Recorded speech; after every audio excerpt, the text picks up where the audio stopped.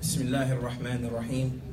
Alhamdulillah, wassalatu wassalam ala ashraf al-anbiya'i wa mursaleen, nabiyyina Muhammad wa ala alihi wa sahbihi ajma'in. Allahumma anfa'na bima 'allamtana wa 'allimna ma yanfa'una. Allahumma zidna 'ilman innaka anta 'alimul hakim. Allahumma ij'al hadhihi al-muhadara hujjatan lana la hujjatan 'alayna ya rabbil alamin, amma ba'd. Alhamdulillah, this is Imam Muslim Family Center's first pre-Ramadan series. Inshallah ta'ala, we're going to be covering many different topics. We have brothers, Sheikh Tahir Abu Abdul Razak, he will be here giving us a talk. Likewise, we have Sheikh Farouk Post, who also graduated from Qura. He studied with us as well.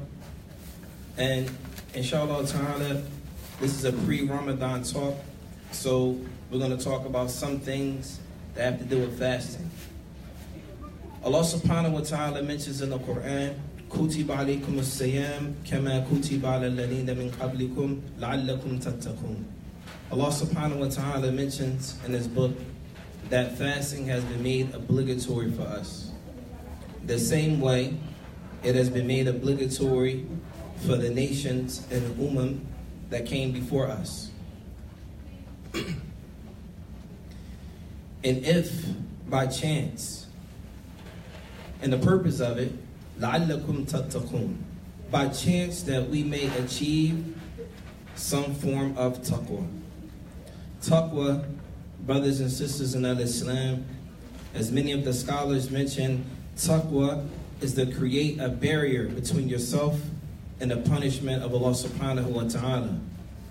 To create a barrier, a shield, a form of protection from yourself and the punishment of Allah Jalla wa Ala.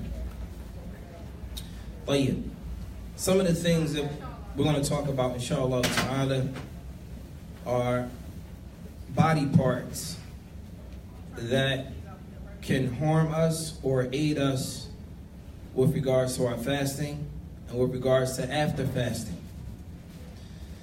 As we find some of the scholars of Islam, they talk about the ayn. The ayn is the eye in which Allah subhanahu wa ta'ala has given us to see with. Allah, or some of the scholars mention, they say, alayka wa faqaka Allahu wa iyana li ta'atihi bi hifd al-ayn. They say it is upon us, and may Allah have mercy on us and preserve us and allow us to be of those who worship Allah in sincere obedience, and that is with preservation of our eyes. Preserving our eyes. فَإِنَّهَا سَبَبٌ كُلِّ فِتْنَةٍ. And some of them mention that the eyes are the reason for every fitna. And so from that, some of the scholars of Islam, they mention different ayats in the Quran. And so one of the verses in the Quran where Allah subhanahu wa ta'ala says, قُلِ الْمُؤْمِنِينَ يَغُضُّوا مِنْ أَبْصَارِهِمْ يَغُضُّوا مِنْ أَبْصَارِهِمْ. He says, say to the believers to lower their gaze. And so the scholars mention that this verse is a form of telling the believers to protect your vision. If the benefit of fasting, as Allah says, لَعَلَّكُمْ تَتَّقُونَ, by chance we may gain taqwa, how is it then that we may fast with our stomach? But with social media, we look at whatever we want to look at on our phones and on our devices, things that are muharram, things that will cause us to have a disconnect between ourselves and our relationship with Allah subhanahu wa ta'ala. Allah says in the Quran, يَعْلَمُ خَائِنَةَ الْأَعْيُنِ وَمَا تُخْفِي الصُّدُورِ.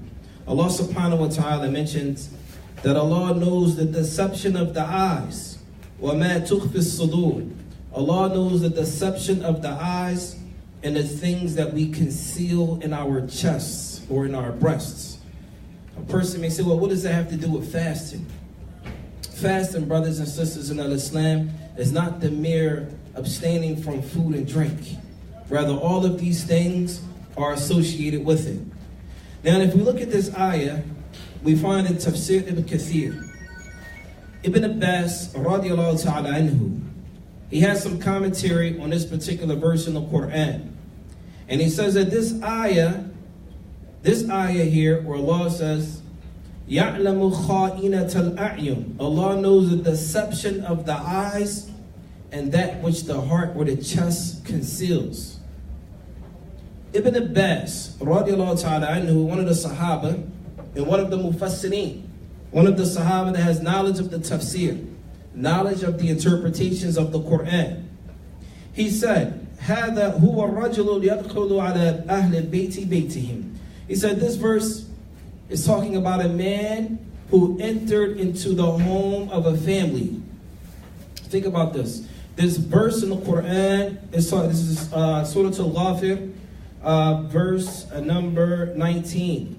It talks about a man who entered into the house of a family. And when this man entered into the house of the family, وَفِيهِمْ مَرْأَةٌ, and there's a woman in this house. Al-mar'atul hasanat, a woman, a righteous, upright woman. وَتَمُرُّ بِهِ وَبِهِمْ, and this woman, she happens to walk past him while he's in her house. She happens to walk past. And he said, this man, what he does is, when the family members of that woman is in the house, when they're not looking at him, he's staring at her. And he's staring at her in a way that he should not be staring at her. And when the family members look at him, he turns his eyes away and lowers his gaze to make them believe that he's not that type of guy. And then as soon as they turn away again, he's back on top of that woman again. He said this verse here is talking about the deception of the eyes. The deception of the eyes. This is what Ibn Abbas radiallahu ta'ala anhu mentioned. So how does that relate to us today? Perhaps a brother and his wife. A brother and his wife. And another brother's around, and when a brother's not looking, he's staring at his wife the whole time. And when he turns around and looks at the brother, he turns away. These are some of the sicknesses that plague the heart. Or perhaps vice versa. Perhaps the sister is looking at another man. And when her husband looks at him, she turns away. The deception of the eyes. And so these are some of the things that when we fast in Ramadan to think about. Don't allow the shaitan to deceive us and deceive us with playing games. Another thing that we have to preserve during the month of Ramadan is our udhun, our ears, and the things that we hear. Our ears and the things that we hear. As some of the scholars of Al-Islam, they mention, ثم اعلم أن الكلام الذي يقع في قلب الإنسان وسمعه بمنزلة الطعام الذي يقع في جوفه. And they mention some kalam or some speech from individuals. It affects the heart. يقع في قلب الإنسان. It affects the heart of an individual, that which they hear. And that speech, the way that it affects the heart is the same way the body or food affects the body when the food goes into the throat. And then it says, فَمِنْهُ ضَارٌ. And sometimes we have food that's harmful to the body. How many times have we eaten food and it made our stomach upset? We had to use the bathroom. The same thing with speech and the things that we hear. Sometimes we hear things and it upsets our hearts and our bodies. And then he mentions, وَمِنْهُ نَافِعُ. And then there is speech that is beneficial and food that is beneficial. وَمِنْهُ غِذَاءُ وَمِنْهُ سُمُّ. And some of it, the food or the things that we hear, is nourishment for the soul, a benefit to the body. And some of the things that we hear or eat, it becomes poisonous to the body and poisonous to our ears. بل إن البقاء الكلام أكثر أبلغ من الطعام فإن الطعام يزول عن المعدة بنوم أو غيره. And so some of them mention that speech is even worse than food. Evil speech that comes to our ear or our ears is even worse than bad food. So somebody might ask, well, how is that? How is evil speech worse than bad food?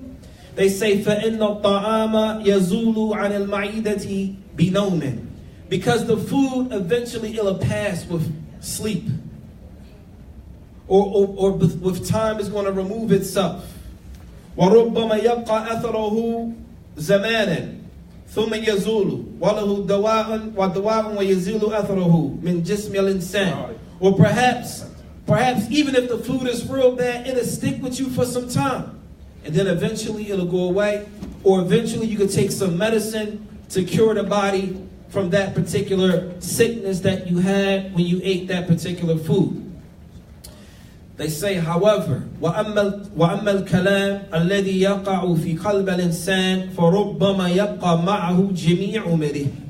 And he says, as for food, or as for evil speech, the things that we hear with our ears, that is not beneficial for us, perhaps that evil things that we hear with our ears that are not beneficial for us or beneficial to us, it may last our entire life. The evil things that we hear with our ears, sometimes it may last our entire life. And think about right now, many of us accepted Islam. How many of us right now have been Muslim over 20 years? Yet right now I can still think of rap verses from when I was 17 and 16. Right now I can still think of some evil things that I heard way back when I was in high school. And it's still there. In your head right now, still there. And so he mentions, وَأَمَّا الْكَلَامَ الَّذِي يَقَعُ فِي قَلْبِ الْإِنسَانِ فَرُبَّمَا يَبْقَى مَعَهُ جَمِيعُ أُمُرِهِ. The evil kalam or the evil speech that a person may hear, it can last with them their entire life. لَا يَنْسَاهُ. And that he'll never forget it. فَإِنْ كَانَ شَيْئًا رَدِيئًا فَلَا يَزَالُ يُتْبِعُهُ. And if he heard something that was evil, the evil thing that he heard, it will still be with him. He will never forget it. It will stick with him. And sometimes this can cause to the effects or the harms in the hearts, and the whispering in the hearts. And so when we look at the things that we hear, so when we fast, we don't just fast from eating, but rather these should be conditions that a believer should have with them at all times. Is that we preserve our eyes and what we see.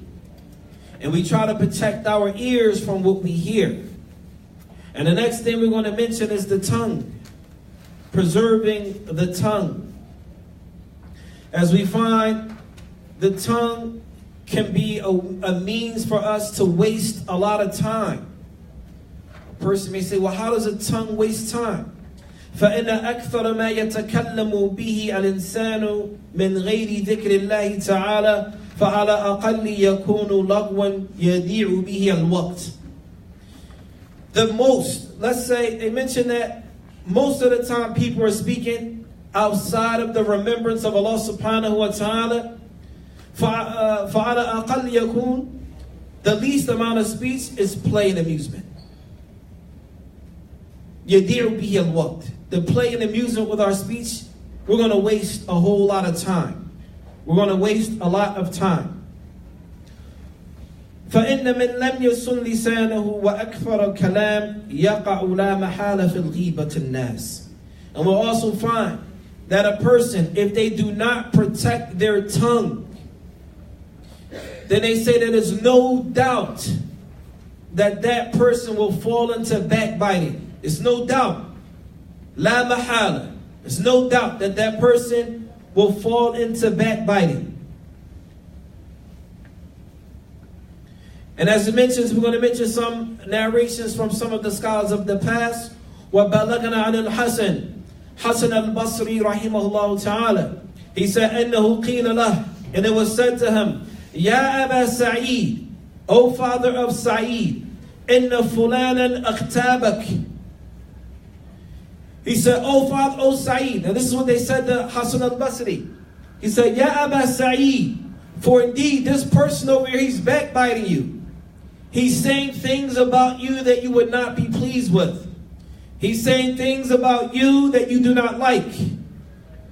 And so Hasan al-Basri, فَبَعَثَ إِلَيْهِ بِطَبْقٍ. So Hasan al-Basri, and look at the way of the scholars of the past, he sent to him a plate of food. Think about this, ya akhwan wa akhwat, brothers and sisters. This person was backbiting Hassan al-Basri. And when he found out that they were backbiting him, he sent that person a plate of food. And when he sent them the plate of food, fihi rutab. Inside of this you'll find rutab is a type of dates. A nice moisture date, a really good dates. And he said to him, Qala. And when he sent them the plate, he said, Qala balagani annaka ahdayta ilayya hasanatik. Fa'ahbabtu an ukafi'ak. He said that, I heard that you gave me all of your good deeds. So he said, I wanted to try to pay you something for the good deeds that you gave me. This is the way of the scholars of the past, ya akhwan. A person backbit him, he spoke ill of him, no problem. He prepared him a dish, a plate of food, and wanted to thank him for giving him all of his good deeds. And he wanted to repay him. وَذُكَرَتِ الْغِيبَةُ عِنْدَ عَبْدُ ibn Mubarak. It was mentioned about ghiba to Abdullah ibn Mubarak. And he said, قَالَ فَقَالَ لَوْ كُنْتُ مُغْتَابًا لَأَخْتَبْتُ أُمِّي. He said, now mind you, all of these things can affect our fast. And these are things, as Muslims, we should think about every day to protect ourselves from them. And so he said, Abdullah ibn Mubarak, he said, لَوْ كُنْتُ مُغْتَابًا. If I was one to backbite people, لَأَخْتَبْتُ أُمِّي, then I would have backbit my mother. Why would he backbite his mother? He said, فَإِنَّهَا أَحَقُّ بِحَسَنَاتِي. He said, for if I'm going to give anybody my good deeds, my mother is more deserving of them than anyone else. If I'm going to backbite anyone, لَوْ كُنْتُ مُغْتَابًا لَأَخْتَبْتُ أُمِّي. If I was going to backbite anyone, I would have backbit my mother because she is more deserving of my good deeds than anyone else. That doesn't mean you go out and you backbite your mom. What he's saying is, if he were to backbite anyone, if he's going to give his good deeds away to anyone, he would have preferred to give them to his mother.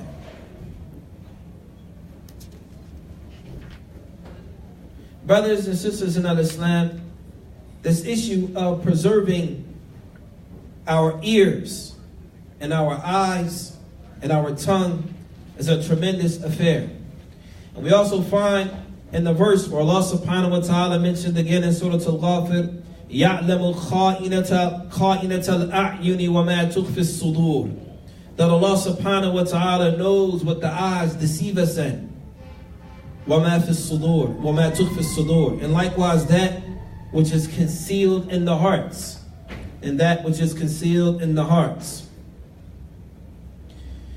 Also, with regards to the hearts, we also have to understand that the heart controls everything that have to do with the body.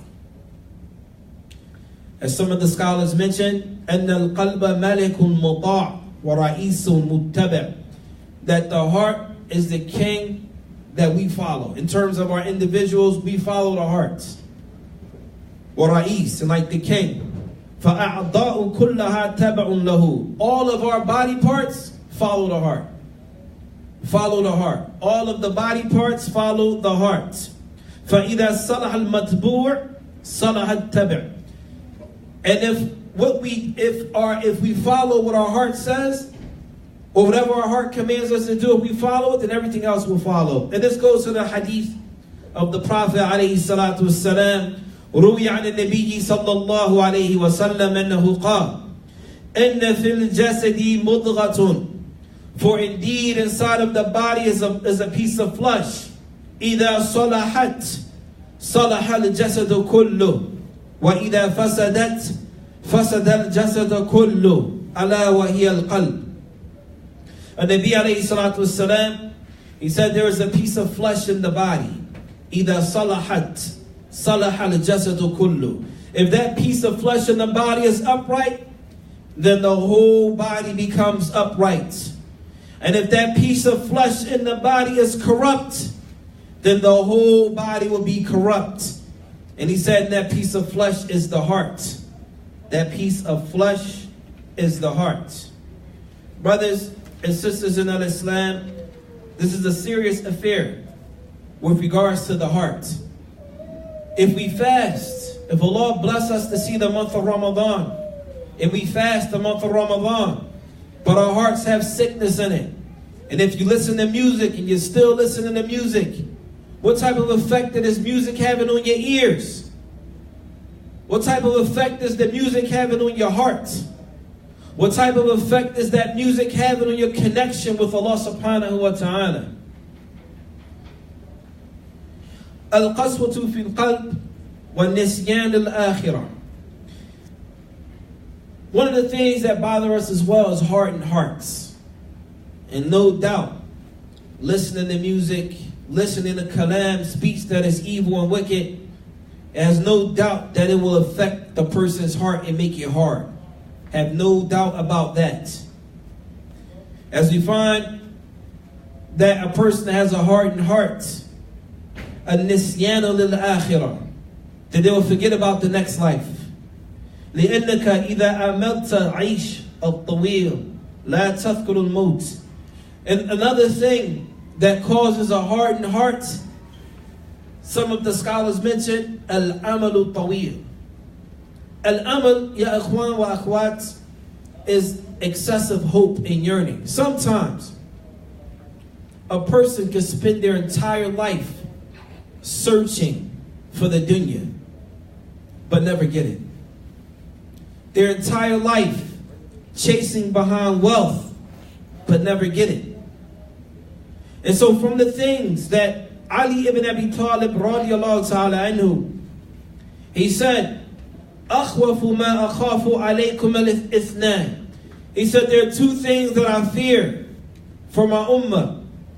طُولَ الْأَمَلِ وَاتِّبَاعُ الْهَوَى. He said, I fear for my ummah excessive yearning or hope for some things and following your desires. And following the desires. أَلَا وَإِنَّ طُولَ الْأَمَلِ يُمْسِيَ الْآخِرَةِ. He said, for indeed, a person had yearning for things that are far. It doesn't mean you can't hope for something. It doesn't mean you can't get a job. It doesn't mean you can't hope to be rich and successful. La. That's not what it's saying, brothers and sisters. What it's saying is this is all you're concerned about. That's it. You eat, you sleep, everything in your life has to do with that. Earning that madda, that wealth. That's all you care about. And then it says, وَاتِّبَاعُ الْهَوَى يَسُدُّ عَنَ الْحَقِّ. If a person follows their desires, their following of their desires will prevent them from following the truth. Because perhaps their desires may be a conflict with what the truth is. And they're going to throw the truth to the side and follow their desires. وَأَمَّا إِن قَصَّرْتَ مِنْ أَمْلِكَ وَقَرَّبْتَ مِنْ نَفْسِكَ مَوْتَكَ وتذكرت حال أقرانك وإخوانك الذين غافصهم الموت في وقت لم يحتسبوه ولعل حالك مثل حالهم. And there's another statement that some of the scholars mention with regards to excessive hope and yearning. قال الله تعالى, as Allah says in the Quran, فَطَالَ عَلَيْهِمُ الْأَمَدُ فَقَسَتْ قُلُوبُهُم. That they had excessive hope and yearning for outside of the deen, so much so, فَقَسَتْ قُلُوبُهُم, then it caused their hearts to become like bricks. Then it caused their hearts to become like bricks. And when this is it, فَإِذَنْ أَنْتَ إِذَا طَوَّدْتَ الْأَمَلَكَ قَلْتَ طَاعَتُكَ. Sometimes if a person, they yearn for something in the dunya so much that they will leave off their obedience to Allah subhanahu wa ta'ala. وَتَأَخَّرَتْ تَوْبَتُكَ. And you will delay making tawbah and repentance to Allah. وَكَثُرَتْ مَعْصِيَتُكَ. And you will increase in committing sins. وَاشْتَدَّكْ حِرْصُكَ. And you will yearn even more for that thing that you hope for in the dunya. وَقَصَى قَلْبُكَ. And at that point, your heart will become like a brick. وَعَدُمَتْ غَفْلَتُكَ. And the fact that you're not thinking about this, it will be even more. It will be even more or increase that you're not thinking about this. And so when we think about all of this that was said, one of the things that will help us is a statement of one of our scholars of the past. He mentioned, وَأَمَّا إِن قَصَرَتْ مِنْ أَمْلِكْ وَقَرَبْتَ مِنْ نَفْسِكْ مَوْتِكْ. If we were to think for a second and slow down and think about death, and then we think about our friends or family members or our brothers that passed away before us, فِي وَقْتٍ لَمْ يَحْتَسِبُوهُ, and they passed away in a time that they didn't think they were going to pass away. They passed away in a time that they didn't think they were going to pass away. فَاحْذَرِي يَا نَفْسِي الْغُرُورِ. Then he said, beware, O soul. Beware, O soul, the one that is negligent. Beware, O soul. A lot of times we can yearn for things and want things. Labats. It's okay to want certain things. But when it comes in way of your obedience to Allah, when it comes in way of taking you away from worshiping Allah, these are the things that will affect our lives. And as the Shaykh Rahimahullah mentioned, when we're talking about life and things that we want, you may have had a friend or a homie that wanted the same things that you wanted, and Allah cut their life short. As the scholars of the past mentioned, what makes you think that the same thing won't happen to you? What makes us think that we're exempt from this type of trial and tribulation, from this type of ending? What makes us think that we're an exception to the rule? Brothers and sisters in Islam, the month of Ramadan, when it comes, Allahumma balagna Ramadan. Oh Lord, allow us to see the month of Ramadan. If Allah blesses us to see this month of Ramadan, then we are to embrace it. And we are to be mindful of the many things, that can harm us. Even if we're fasting with our stomachs, we may not be fasting with our eyes. We may not be fasting with our ears. We may not be fasting with our tongues. We may not be fasting with our hearts. And another thing that is harmful to us, as many of the scholars mentioned, kathratul kalam or kathratul akal wa shurb, eating and drinking excessively. As was mentioned in a hadith, قال لا تميت القلب بكثرة الطعام والشراب. This hadith was reported on the Prophet عليه الصلاة والسلام. لا تميت القلب بكثرة الطعام والشراب فإن القلب يموت كالزرع إذا كثر عليه الماء. That the heart can be affected with excessive food and drink. Likewise, a heart can die كالزرع, like the crops that we plant if we give it too much water. If we have crops and things like that, and we give it too much water, it could die. The same thing can happen to the heart. And some of the ulama mentioned this hadith may not be authentic, and so they mentioned another hadith that is similar. ثَلَاثُ تُورِثُ قَسْوَةُ الْقَلْبِ. They say there are three things that cause the heart to become hardened. حُبَّ النَّوْمِ, loving to sleep. وَحُبَّ الرَّاحَةِ, and loving excessive relaxation. وَحُبَّ الْأَكْلِ, and loving to eat. All of these three things can cause the heart to die. وَهَكَذَا ذَكَرَهُ السُّيُوطِي. Imam Suyuti mentioned that in this particular bab. And just a quick reminder before we end, that Ramadan is around the corner, and it's enough for us to think about and contemplate about ourselves and our connection to Allah subhanahu wa ta'ala. Death, brothers and sisters in Islam, is not a joke. It's very real. Every last one of us knows somebody that passed away. Every last one of us. And sometimes the shaitan deceives us to think, and I think this is part of the society that we live in. When you live in the land of the Muslims and someone passes away, no one looks for a reason why they died. A person can pass away in the land of the Muslims, inna lillahi wa inna ilayhi raji'un. That we belong to Allah, and to Him we all will return. This is what everyone says over in the land of the Muslims. Here, among ourselves, We hear somebody passed away, the first question somebody want to ask, what did he die from? This is a subconscious thing because we're thinking about ourselves. We're thinking about ourselves. Man, well, if he died from that, then I'm going to stay away from this. What did he die? High blood pressure? Well, I'm going to stay away from salt. Maybe I won't die. These are from the deceptions of the shaitan. If he had this type of sickness, well, I'm going to do the opposite of that. Because I think if I do the opposite of that, I'm going to live longer. I'm going to have more time. This is part of the deception of the shaitan. There are people that eat very healthy, exercise every day, and they die just like everyone else. La shak wa la rayb, have no doubt about it. Death will not pass by anyone. But it's for us to use these opportunities, alhamdulillah, to come together as Muslims to remember Allah subhanahu wa ta'ala, because that's what's certain. What's certain is death.